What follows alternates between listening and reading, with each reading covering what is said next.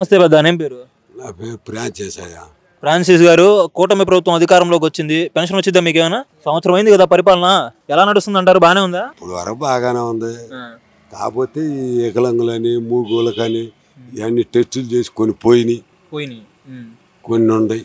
అది అంటే అర్హతను చూసి తీసేశారా లేకపోతే కక్ష కట్టుకొని తీసేశారా? ఇంకా అవన్నీ మనకు తెలియదు కదా. ఆసుపత్రిలో పోయాం, డాక్టర్లు అడిగారు, ఏదో అది అన్నారు, ఇది అన్నారు, అటునాడు అన్నారు, ఇటునాడు కుంటోళ్ళు మేము ఏం నడుస్తాం. మనం చూసారు, కొంతమందికి ఎత్తేసారు, కొంతమందికి పెట్టించారు. మీకుందా ఇప్పుడు ఇంతకి? మనకు ఎంత వస్తుంది మీకు? 6,000. సరే, పెన్షన్ల గురించి మాట్లాడుతున్నాం కాబట్టి అదే అడుగుతాను. ఇప్పుడు సంవత్సరం అయింది కదా పరిపాలన స్టార్ట్ చేసి, కూటమి ప్రభుత్వం అధికారంలోకి వచ్చి. ఇప్పుడు దాకా కొత్త పెన్షన్లు ఏమీ అప్లై చేయాలి, ఇప్పుడు దాకా శాంక్షన్ చేయలేదు కదా. ముసలోళ్ళు ఏమనుకుంటున్నాను మరి? అవన్నీ మనకు తెలియదయ్యా. మన పని ఏదో మనం ఇంటికాడి కదలను. నేను మనం ఏడో ఎవరైనా చెప్పుకున్నా మనం విన్నాం. వచ్చిన వరకు వస్తున్నాయి. ఇప్పుడు వరకే ఆ చెక్కింగ్లకే పోయాం. అది చెకింగ్ లో పోయి చాలా మందికి పోయినాయి అంటారు. సరే, ఇప్పుడు అంటే ఆ చెకింగ్ అసలు ఎందుకు చేశారు వీళ్ళు? అదే అర్థం కావాల. ఈ మాకు సర్టిఫికేట్ కాగితాలు ఇచ్చారు కదా మామూలుగా, దానికి తోడు ఆధార్ కార్డు ఒకటి, మాకు ఇచ్చిన సర్టిఫికేట్ కార్డు ఒకటి, మళ్ళీ వాళ్ళు ఇంకో కాగితం ఇచ్చారు. ఆ కాగితాలన్నీ తీసుకెళ్ళి పూర్తి చేస్తే అప్పుడు ఎప్పుడు 9ంటికి పోతే మేము 2ంటికి వచ్చాం. అంటే ఒకళ్ళమే కాదులే, ఊరు ఇంతమంది ఉన్నట్టు కదా, అందరూ వచ్చే చెకింగ్ చేశారు. సరే, పిల్లలకి 15,000 డబ్బులు పడ్డాయా మరి? స్కూల్ పోయి పిల్లలకి డబ్బులు వేస్తా ఉన్నారు. మా ఇంట్లో పిల్లలకి కొంతవరకు పడలేదయ్యా. కొంతమంది పడి అన్నారు కానీ. ఎంతమంది పిల్లలు? మా మనవాళ్ళు నలుగురు చదువుకుంటున్నారా? చదువుకున్నారు. 2 అమ్మాయిలు, ముగ్గురు అమ్మాయిలు, ఒక అబ్బాయి. పిల్లలు 2కి పడ్డాయి అన్నారు, ఇంకొక 2కి పడలా. మా ఇంట్లోనే పడ్డోళ్ళకి ఎంత పడ్డాయి? ఎంత పడ్డాయో నాకు తెలియదు అయ్యా.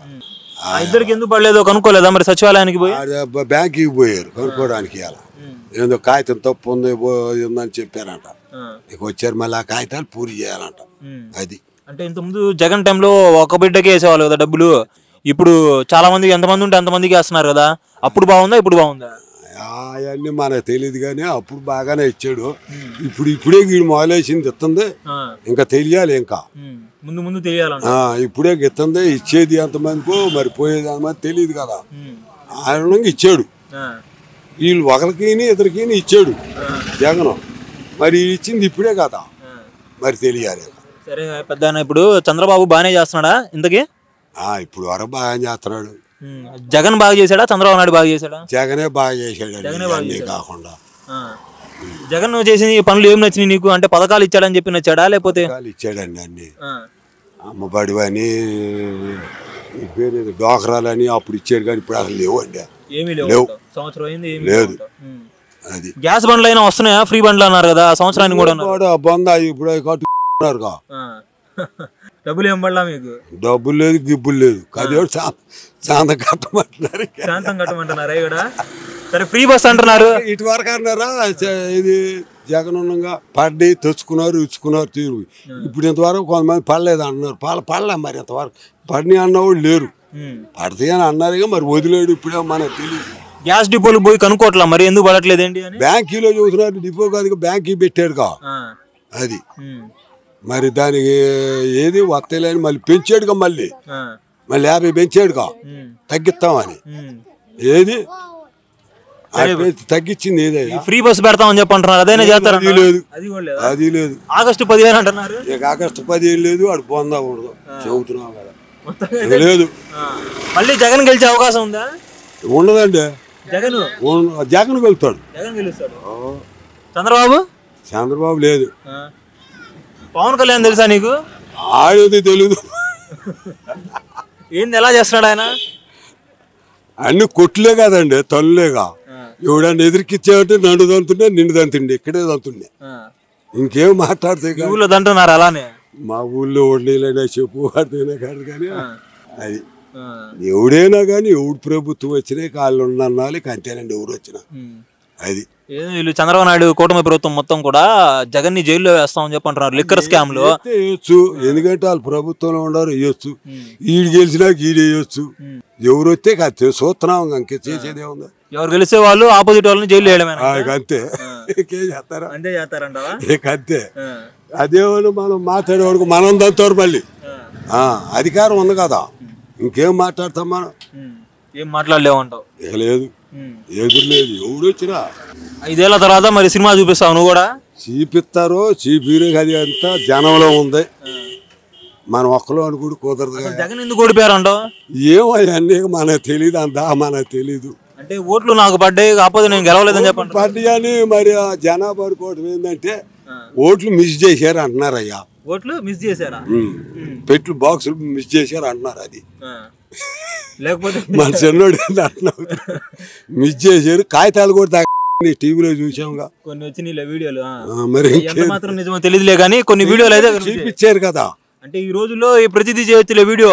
కొన్ని జరుగుతుంటాయి, కొన్ని పోతుంటాయి. అవన్నీ అది మొత్తంగా అయితే మళ్ళీ జగన్ రావాలంటావు?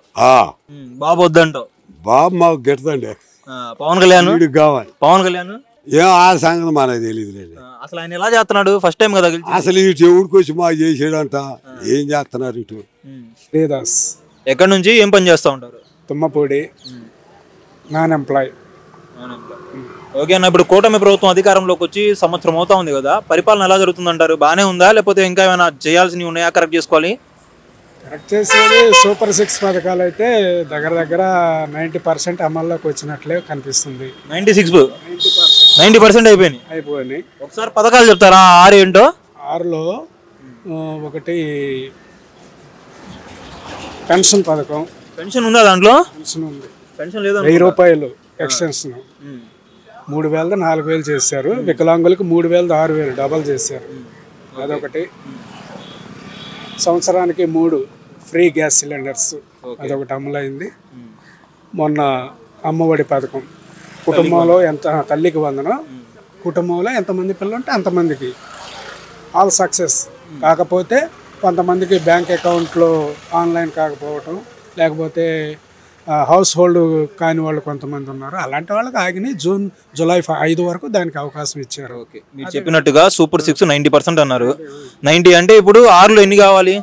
5 కావాలి కనీసం. మరి ఎన్ని అయినాయి? మీరు చెప్పిన దాంట్లో 3 కదా అయింది. 50% కదా మరి. అప్పుడు 3 అయినాయి. రేపు 20వ తారీఖు రైతు భరోసా ఉంది. ఇది అన్నదాత సుఖీభవ 20,000 అయిద్దా? మళ్ళీ డిలే అయిద్దా? మళ్ళీ కంపల్సరీ డిలే అవ్వదు. దాని తర్వాత ఆగస్టు 15న ఉచిత బస్సు ప్రయాణం ఉంది. అంతటితో 90% అయిపోయినట్టు. అయితే మీరు పథకాలు అయితే అమలు చేస్తున్నారు కానీ దాంట్లో విపరీతమైన కత్తెరలు ఉన్నాయని చెప్పి వైసీపీ వాళ్ళు ఆరోపణలు చేస్తున్నారు. అవి విమర్శలు చేయడానికి అనేది నాలుకల ఎటైతే అటు మాట్లాడుతూ ఉంటుంది. విమర్శదేముంది? చూసింది కాదు, చేసింది కాదు, ఎవరు ఇష్టం వచ్చినట్టు వాళ్ళు మాట్లాడతారు. ప్రాథమిక దర్యాప్తు, వాళ్ళు విమర్శించే వాళ్ళు ముందు ప్రాథమిక దర్యాప్తు చేసుకోవాలి. వాళ్ళ ఇంటి పక్క వాళ్ళని అడగాలి పడుతున్నాయా లేదా అనేది. 90% సక్సెస్. నేను చేసినటువంటి సర్వేలో ఏంటంటే డబ్బులు అయితే పడుతున్నాయి, మాకు చెప్పిన వాళ్ళ దాంట్లో డబ్బులు అయితే పడుతున్నాయి. కాకపోతే విపరీతమైన రూల్స్ అండ్ రెగ్యులేషన్స్ పెట్టారు. దానివల్ల చాలా మంది అయితే అనర్హులు అయ్యారని చెప్పి అంటున్నారు. ఏమి లేదు, అందరూ అవైలబుల్, మోస్ట్ అవైలబుల్. అందరికీ పథకాలు వర్తిస్తాయి. అర్హులైన ప్రతి ఒక్కరికి, ఇందులో సమస్య లేదు. అర్హులైన ప్రతి ఒక్కరికి ఆ పథకం అందుతుంది. అర్హులు అంటే మీరు అర్హులు అని చెప్పి ఏం చెప్పలేదు స్టార్టింగ్ లో? మీరు పిల్లల్ని స్కూల్లో పంపించండి చాలు, మేము డబ్బులు వేస్తామని చెప్పి అన్నారు. అవునండి, అదే ఒక్కటే. అర్హులంటే ఎవరో స్కూల్లో చదివేవాళ్ళు, గవర్నమెంట్ అండర్టేకింగ్లో ఉండే ప్రతి స్కూల్కి సంబంధించి వెళ్ళే విద్యార్థికి ప్రతి ఒక్కరికి పడుతుందని చెప్పారు. అదే అర్హత అంటే. స్కూల్కి వెళ్ళే ప్రతి ఒక్క పిల్లవాడికి అర్హత వర్తిస్తుంది. స్కూల్కి వెళ్ళే ప్రతి పిల్లాడికి ఇప్పుడు ఏం చెప్తున్నారంటే, ఇప్పుడు ఇన్కమ్ ట్యాక్స్ అని, కారు ఉన్న వాళ్ళని, కరెంటు బిల్లులు అని చెప్పి, ఇన్కమ్ సర్టిఫికెట్లు సరిగ్గా లేవని చెప్పి ఇలా చాలా మందిని అయితే తిరస్కరించారంట. ఒకటి job holders, income tax holders కి వారికి వర్తించదు, ముందే చెప్పారు. అది ఓకే. కాకపోతే కరెంటు బిల్లు అదేంటి మరి? కరెంటు బిల్లుకి దీనికి సంబంధం లేదు. కరెంటు బిల్లు కూడా పెట్టారు. మా ఇంట్లోనే ఉంది. మా తమ్ముడు కొడుకులు ఇద్దరు, వారికి కరెంటు బిల్లు ఉంది, స్కూటర్ ఉంది, అవన్నీ ఉన్నాయి. ఇద్దరికి పడింది. కరెంటు బిల్లు 300 యూనిట్లు దాటితే పోయిన వాళ్ళు చాలా మంది ఉన్నారు ఇప్పుడు ఈ తల్లి కొందరు స్కీమ్ లో. అది పోయిందంటే వాళ్ళ ఏమన్నా బిల్లులు ఏమైనా తప్పు పడి ఉండొచ్చు, లేకపోతే వేరే విధంగానే. నేను ఇది ఎందుకు ఇంత నొక్కి అడుగుతున్నా అంటే, గతంలో టీడీపీ వాళ్ళు ఏం చెప్పారంటే, కరెంటు బిల్లులు కొలమానంగా చూసుకొని పథకాలు రద్దు చేయడం ఏంటి, ఈ రోజుల్లో ఏ కూలీనాలు చేసుకునే వాడైనా ఒక ఏసీ పెట్టించుకుంటున్నారు, 20,000 10,000 పెట్టి అని చెప్పి అంటున్నారు. అందుకని జీవన విధానంలో నిత్యావసరాలు, ఏసీ అనేది, కూలర్ అనేది, టీవీ అనేది, ఫ్యాన్ అనేది వాడితే మరి కరెంటు బిల్లు రావా? మరి కరెంటు బిల్లు వస్తుంది, దాన్ని తీసుకోరు, పరిగణలోకి తీసుకోరు. ఈ తల్లికి వందనం అనే దానిలో వాటిని పరిగణలోకి తీసుకోరు. తీసుకోకుండానే ఇవన్నీ జరుగుతున్నాయి. అలాంటి అభిప్రాయాలు ఏమి లేవు.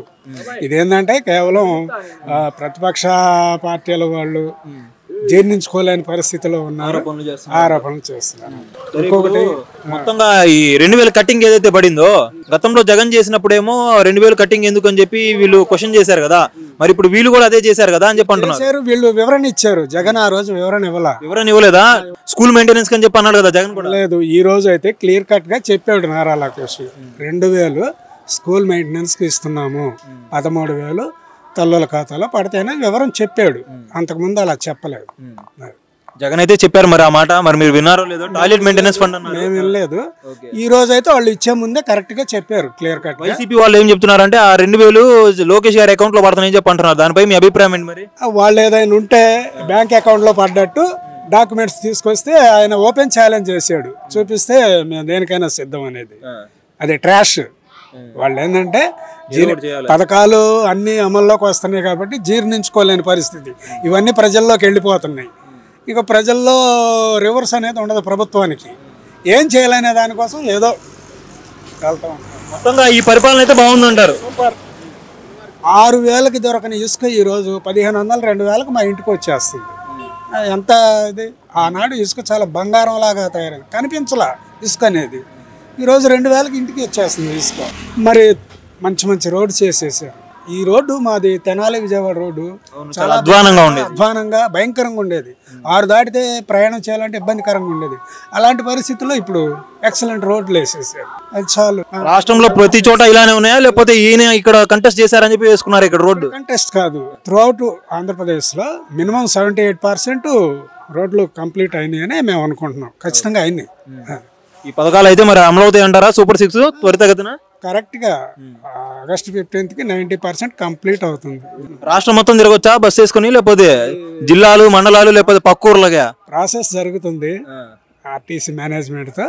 ఆ రూల్స్ అనేవి ఆగస్టు 1st ఎప్పుడో వస్తాయి. ఏం హామీ ఇచ్చారో తెలుసా? మరి రాష్ట్రంలో ఎక్కడికి పోవాల్సిన చంద్రన్న పంపించాడని చెప్పి బస్ ఎక్కండి అదే టికెట్ అని చెప్పి అన్నారు. మరి ఇప్పుడు మళ్ళీ మీరే రూల్స్ రెగ్యులేషన్స్ అంటున్నారు. అంటే అలా కాదు కదా, వాళ్ళ మరి దానికి సర్వీస్కి సంబంధించి డీజిల్ ఛార్జీలు అన్నీ, సాలరీస్ అని అవన్నీ ఉంటాయి కదా, వాటిని బేరీజ్ చేసుకొని లిమిట్ పెడతారో త్రూఅవుట్ ఆంధ్ర పెడతారో అనేది వాళ్ళు నిర్ణయించాలి.